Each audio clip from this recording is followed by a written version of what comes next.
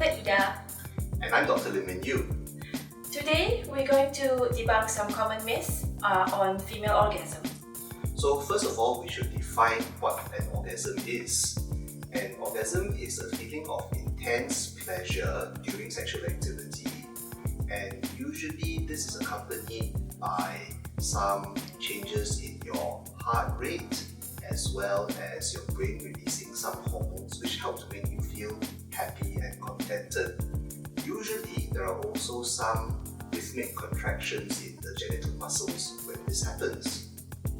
So let's debunk some myths. Right off the bat, that is not true. I think rather than talking about the types of orgasm, we should be thinking more about the ways in which an orgasm can be reached. Your body has lots of different areas that is full of nerve endings which are very sensitive to stimulation. So most commonly we will think of the clitoris and the vagina, and these get stimulated in reaching an orgasm. The thing is that often it's a combination of different parts of the body that get stimulated to achieve orgasm. And then other areas as well, like the cervix and the nipples and the anus also can. And some ladies, and most ladies, have their own erogenous zones as well. Well, having an orgasm is an incredible sensation, but that shouldn't be the singular goal of your sexual activity. You can still be pleasurable and it can still be relaxing during sexual intercourse even without having an orgasm.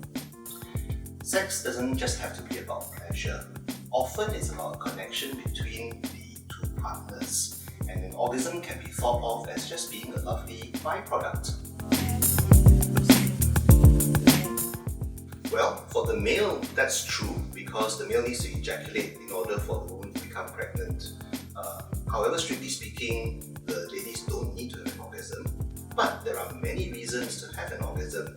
They are fun, they are pleasurable, they are stress busting.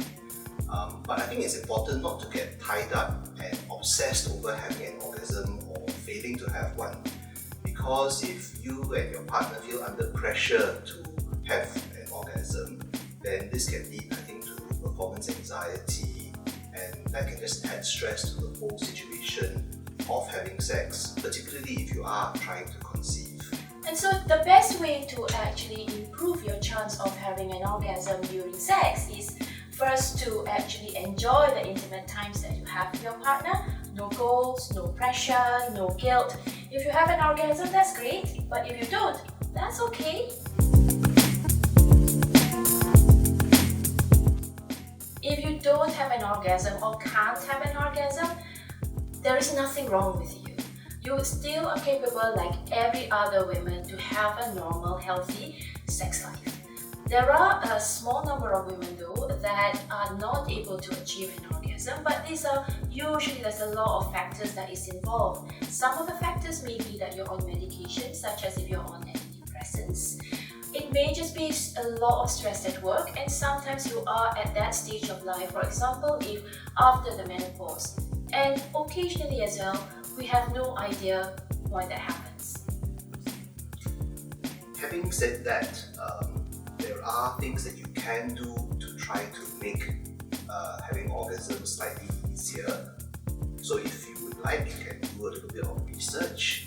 I think it's important to communicate with your partner and to discuss likes and dislikes, whether you have any preferences, any quirks in the bedroom, and so long as what you're doing is safe and consensual, then it's all good. I know where this comes from. TV and movies, they set unrealistic expectations about orgasm. The psychological experience of an orgasm can be very different depending on a lot of different factors, such as how excited or aroused you are, or whether you are under stress or under pressure to reach an orgasm.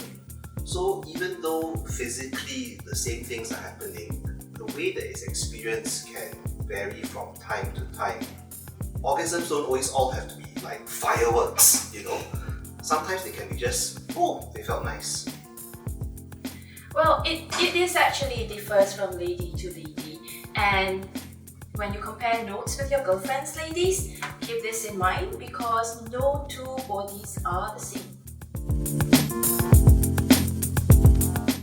So, by debunking some of these common myths, we hope that it will be easier for all of us to talk about female sexual wellness. Female orgasm does not have to be a taboo topic. It can bring a lot of good into your life. Remember, sex is not just about having orgasms, and it's perfectly normal not to have one. An orgasm should be just one of many elements of sexual satisfaction, and each orgasm can also vary, so you shouldn't expect the same stimulation to give you the same response every single time.